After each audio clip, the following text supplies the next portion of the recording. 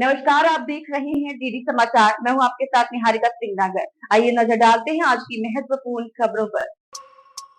जीत की खुशी का देवतुल्य जनताओं और पार्टी का जताया आभार। श्रीमती कमलेश जांगड़े की जीत से कार्यकर्ताओं और पार्टी के वरिष्ठ नेताओं में खुशी की लहर है। वहीं श्रीमती कमलेश जांगड़े और पूर्व विधायक नेता प्रतिपक्ष नारायण चंदेल ने जनता का आभार व्यक्त करते हुए नारायण चंदेल ने 8 विधानसभा कांग्रेस विधायकों के ऊपर तंज कसा। श्रीमती कमलेश जांगड़े ने कहा, सबका साथ सबका विकास के साथ क्षेत्र का विकास होगा। ये जीत हमारे भारतीय जनता पार्टी के देवतुल्य कार्यकर्ता जनता जनार्दन की जीत है। हमारे राष्ट्रीय नेतृत्व, हमारे प्रदेश, सभी हमारे जिले के, मंडल के, बूथ के, मेरे चारों जिला अध्यक्ष जी के और सभी मंडल बूथ, सबका आशीर्वाद है और सबकी जीत है। अभी जो जांजगीर चांपा का रिजल्ट आया है, खास करके जांजगीर का जो गड्ढा है, तो किस रूप में आप देख रहे हैं? खास करके 8 सीट जो था विधानसभा का, वो 8 सीट में आप लोग की विधायक ही नहीं, विधायक हमारे नहीं थे, लेकिन सब गड्ढा को पाट के हमारी भारतीय जनता पार्टी की जीत हुई, हमारी कार्यकर्ताओं की जीत हुई है, एक तरफा जीत हुई है। तो आगे क्या आपकी प्राथमिकता होगी, किस तरह से आप क्षेत्र का विकास करेंगे? सबका साथ सबका विकास, हमारे सभी वरिष्ठों का आशीर्वाद से सब चीज काम अच्छे से होगा। देखिए, छत्तीसगढ़ में भारतीय जनता पार्टी को 11 में से 10 सीटें प्राप्त हुई है। हम पूरे प्रदेश की जनता के प्रति, कार्यकर्ताओं के प्रति मन के अंतःकरण से धन्यवाद ज्ञापित करते हैं। हमारे कार्यकर्ताओं ने अथक परिश्रम किया, जनता ने आशीर्वाद दिया। रही बात जांजगीर चांपा लोकसभा क्षेत्र में, हमारी सांसद जी खड़ी हैं। भारतीय जनता पार्टी इस लोकसभा क्षेत्र में मैं सभी कार्यकर्ताओं को मन के अंतःकरण से धन्यवाद देता हूं, जिन्होंने भी हमको प्रत्यक्ष अप्रत्यक्ष रूप से सहयोग प्रदान किया। मैं सबके प्रति धन्यवाद ज्ञापित करता हूं और पूरे लोकसभा क्षेत्र के जनता के प्रति, मतदाता भाइयों और बहनों के प्रति, जिन्होंने अपने वोट के रूप में हम सबको आशीर्वाद दिया, भारतीय जनता पार्टी को अपना स्नेह दिया, सभी मतदाताओं के प्रति हम साधुवाद ज्ञापित करते हैं, उनको धन्यवाद देते हैं, उनके प्रति आभार व्यक्त करते हैं। आप बार बार कहते थे कि यहाँ 8 विधायक हैं कांग्रेस के, 9 होते तो क्या करते? हमने तो पहले ही कहा था आपको। अब मैं कांग्रेस के जितने भी विधायक हैं इस जांजगीर लोकसभा क्षेत्र में, उनसे नैतिकता के नाते इस्तीफे की मांग करता हूं। 5 महीने के अंदर उन्होंने अपना जनाधार खो दिया, जनता का विश्वास खो दिया, जनता का भरोसा खो दिया। अब उन्हें अपने पद पर रहने का नैतिक अधिकार नहीं। अगर जरा भी नैतिकता उनमें है तो आज रात को ही वो अपने विधायक पद से तत्काल त्याग पत्र दें, क्योंकि जनादेश उनके खिलाफ आया है। और अंत में इतना ही कहूंगा कि भीमा तालाब में पानी अभी भी है। देश में हुए लोकसभा चुनाव में चित्तौड़गढ़ लोकसभा क्षेत्र से लगातार तीसरी बार सांसद बने राजस्थान भाजपा प्रदेश अध्यक्ष सीपी जोशी ने राजस्थान कांग्रेस सरकार के सहकारिता मंत्री उदयलाल आंजना को लगभग 4 लाख मतों से पराजित कर अपनी हैट्रिक बनाई। जी हां, जोशी ने लगातार तीसरी बार संसद बनने के बाद मतगणना वाले दिन ही रात्रि लगभग 9:30 बजे मेवाड़ के सुप्रसिद्ध कृष्णधाम सावलिया जी में पहुंचकर भगवान श्री सावलिया सेठ के दर्शन किए। नवनिर्वाचित सांसद जोशी के साथ निम्हा हेड़ा विधायक श्रीचंद्र कृपलानी आदि सहित संसदीय क्षेत्र के भाजपा पदाधिकारियों ने भी सावलिया जी पहुंचकर भगवान श्री सावलिया सेठ के दर्शन किए। श्री सावलिया सेठ के मंदिर में ओसरा पुजारी तुलसीदास वैष्णव ने भगवान श्री सावलिया सेठ का चरणामृत तुलसी पत्र उपरना पहनाकर एवं प्रसाद भेंट कर स्वागत किया। आपको बता दें कि श्री सावलिया सेठ के दर्शन करने के बाद नवनिर्वाचित सांसद जोशी ने मीडिया को संबोधित करते हुए कहा कि चित्तौड़गढ़ लोकसभा क्षेत्र की जनता ने उन्हें लगातार तीसरी बार निर्वाचित कर उन्हें सेवा का मौका दिया है, उस पर वह खरा उतरेंगे। सांसद जोशी ने यह भी कहा कि जल्द ही देश में प्रधानमंत्री नरेंद्र मोदी के नेतृत्व में एनडीए की सरकार बनाई जाएगी। चित्तौड़ संसदीय क्षेत्र की यहाँ की देवतुल्य जनता का, पार्टी के सभी जनप्रतिनिधि और पार्टी के सभी पदाधिकारी कार्यकर्ताओं का हृदय की गहराई से आभार प्रकट करता हूँ कि उन सब लोगों ने नरेंद्र मोदी जी के नेतृत्व वाली 10 सालों में सरकार ने जो इस क्षेत्र में विकास किया है उस पर वापस मोहर लगाई और भारतीय जनता पार्टी को दिलाई है।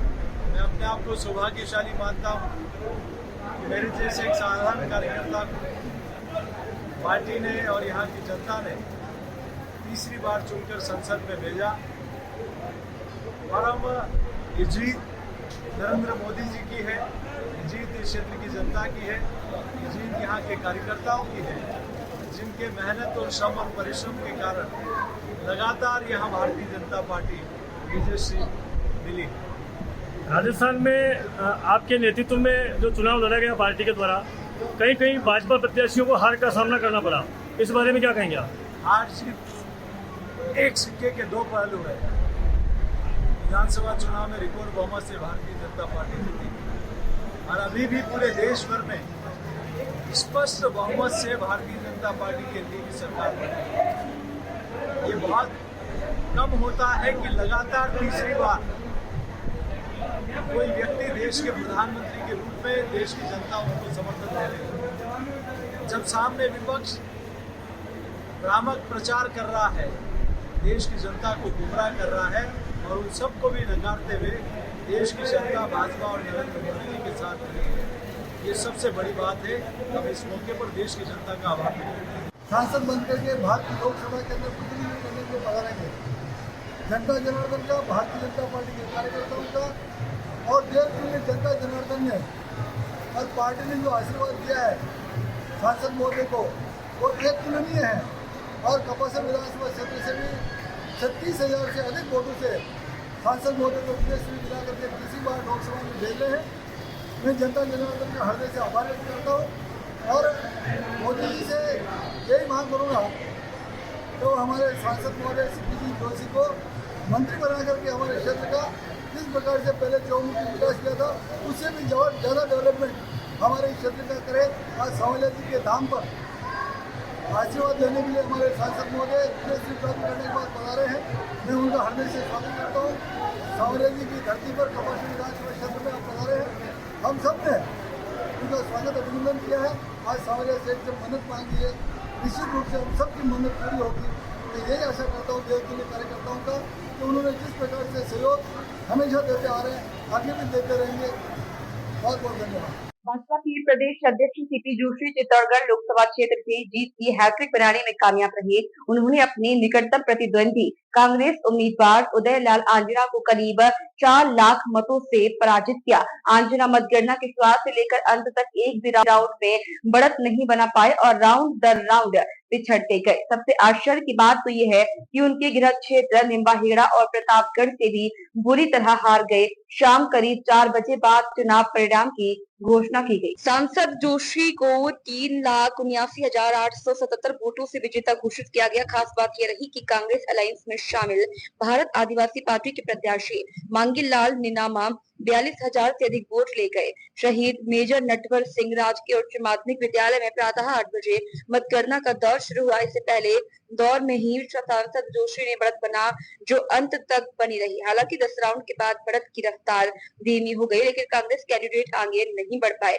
जिला निर्वाचन अधिकारी आलोक रंजन ने भारतीय जनता पार्टी के प्रत्याशी जोशी को 3,79,877 मतों से विजेता घोषित किया। उन्होंने बताया कि जोशी को 8,88,202 वोट मिले, जबकि उनके निकटतम प्रतिद्वंदी आंजना को 4,98,325 मत मिले और जोशी जीत गए। लोकसभा क्षेत्र में नोट सहित कुल 19 प्रत्याशी मैदान में थे, जिससे आप पार्टी के उम्मीदवार निनामा 42,812 वोट ले गए। जैसे जैसे भाजपा उम्मीदवार जोशी की बढ़त बढ़ती रही, पार्टी कार्यकर्ताओं का उत्साह बढ़ता गया। बड़ी संख्या में मतगणना स्थल के बाहर कार्यकर्ताओं ने मोदी जिंदाबाद के नारे लगाए। बता दें कि विधानसभा चुनाव के दौरान भाजपा नेता लगभग 10 से लेकर 11 लाख के बीच जीत का अंतराल का दावा कर रहे थे। वर्ष 2019 के लोकसभा चुनाव में जोशी करीब 5.75 लाख मतों से जीते थे। पार्टी नेता चुनाव का रिकॉर्ड टूटने की आस में थे। तमाम प्रयासों के बावजूद जोशी खुद का रिकॉर्ड भी नहीं तोड़ पाए। इसी के साथ गंगरार इलाके में फसल की सिंचाई करते करंट की चपेट में आने से एक वृद्ध की मौत हो गई। हालांकि परिजन तत्काल ही उसे लेकर जिला चिकित्सालय पहुंच गए, लेकिन बीच रास्ते में ही उसकी सांसें उखड़ गई। सूचना पर सहायक पुलिस उप निरीक्षक देवी सिंह कांस्टेबल फूलचंद के साथ अस्पताल पहुंचे। घटना तालेड़ी गांव की है। 60 वर्षीय श्याम प्रसाद पुत्र मांगी दास वैष्णव आज सुबह खेत पर ज्वार की फसल को लेकर पानी देने गए थे। वहां जैसे ही उन्होंने मोटर स्टार्ट करने के लिए स्विच ऑन किया, वैसे ही करंट के झटके के दूर साथ जा गिरे और बेहोश हो गए। कुछ समय बाद उनका पुत्र कृष्ण कुमार चाय लेकर खेत पर पहुंचे तो अपने पिता को बेहोशी की हालत में पाया। परिजनों के साथ श्यामदास को हॉस्पिटल लाया गया, जहां डॉक्टरों ने जांच के बाद उन्हें मृत घोषित कर दिया। कृष्ण कुमार की रिपोर्ट पर पुलिस ने पोस्टमार्टम करवाकर शव परिजनों के सुपुर्द किया। देवतुल्य जनता जनार्दन के आशीर्वाद से और हमारे बहुत ही परिवार के, हमारे पार्टी के जनप्रतिनिधि और कार्यकर्ता के सहयोग से यहाँ भारतीय जनता पार्टी तीसरी बार प्रचंड बहुमत के साथ लीडरशिप दी। उसके लिए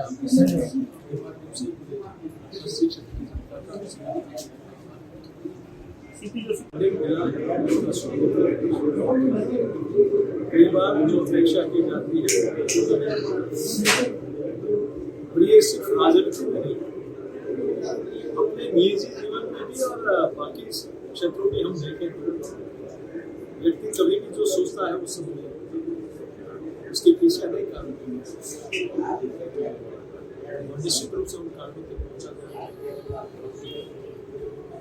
और मैं दावे के साथ कह सकता हूँ कि जिस प्रकार से कांग्रेस पार्टी जिस प्रकार से भ्रामक प्रचार इस इलेक्शन करता है, कोई कल्पना नहीं कर सकता कि कांग्रेस ऐसी बस्तर लोकसभा सीट पर जीत हासिल कर सांसद बने भाजपा प्रत्याशी महेश कश्यप माई दंतेश्वरी का आशीर्वाद लेने दंतेवाड़ा पहुंचे। दंतेवाड़ा पहुंचने पर विश्व हिंदू परिषद ने गीदम चौक पर सांसद महेश कश्यप का भव्य स्वागत किया। महेश कश्यप को लड्डुओं से तोल कर लोगों में लड्डू बांटे। साथ ही आपको बता दें कि सांसद महेश कश्यप लंबे समय तक हिंदू विश्व परिषद में पदाधिकारी रहकर अपनी सेवाएं दे चुके हैं। विश्व हिंदू परिषद जिला अध्यक्ष राजा रामवती, जिला मंत्री राघवेंद्र सिंह भदौरिया और विभाग संयोजक संतोष साहू समेत सभी परिषद पदाधिकारी सांसद महेश कश्यप की ओर जीत की बधाई दी। आज बस्तर लोकसभा से सांसद प्रतिनिधि चुनने के बाद पहली बार आराध्य माई दंतेश्वरी माई का दर्शन में मुझे आने का सौभाग्य मिला और मां दंतेश्वरी का हमें दर्शन प्राप्त हुआ। और गीदम के इस धरती में हमारे विश्व हिंदू परिषद बजरंग दल के सभी पदाधिकारियों के द्वारा, हमारे माताओं के द्वारा मुझे लड्डू में तोल के मुझे स्वागत किया गया और मुझे सम्मान दिया। कहीं ना कहीं मेरा पृष्ठभूमि इसी परिवार से है और आगे भी रहेगा, तो इसीलिए मैं अपने आप में गौरवान्वित महसूस कर रहा हूं कि मुझे पूरे बस्तर के लोग मेरा जो पहचान है उस पहचान के अनुरूप मुझे सम्मान भी दिया और आशीर्वाद दिया। इसलिए मैं सबको धन्यवाद ज्ञापित करता हूँ। दंतेवाड़ा में आज पर्यावरण दिवस के अवसर पर नगर पालिका दंतेवाड़ा के सीएमओ पवन कुमार मेरिया ने वार्ड नंबर 3 में काफी समय से बंद पड़े पार्क को जीवित कर उसमें सभी कर्मचारियों के नाम से एक पेड़ लगवाया और सभी को अपने अपने पेड़ को बड़ा होने तक देखभाल करने को कहा। नगर पालिका सीएमओ ने सभी से पेड़ लगाने और उसके संरक्षण करने की अपील की ताकि पर्यावरण में सुधार हो सके। पर्यावरण को बचाना है, पर्यावरण को बचाना है, पर्यावरण को बचाना है। पेड़ लगाएं, पेड़ लगाएं, पेड़ लगाएं। आज 5 जून पर्यावरण दिवस के अवसर पर नगर पालिका के सभी कर्मचारियों के द्वारा अपने नाम से एक एक पौधा कतियारा स्थित पुराने पार्क में लगाया गया है। और मैं शहर के समस्त नागरिकों को अपील करूंगा कि वो कम से कम एक पौधा अपने नाम का जरूर लगाएं। ना सिर्फ पौधारोपण करें बल्कि उनकी सुरक्षा के लिए, उनके देखभाल के लिए और पौधे के विकास के लिए समय समय पर ध्यान दें और वो भविष्य में एक पेड़ के रूप में वो विकसित हो, ऐसा कोशिश करें ताकि जो धरती जो इतना गर्म हो रहा है उसको हम इस धरती पे ये पौधारोपण करके हम पर्यावरण को सुरक्षित रख सकते हैं।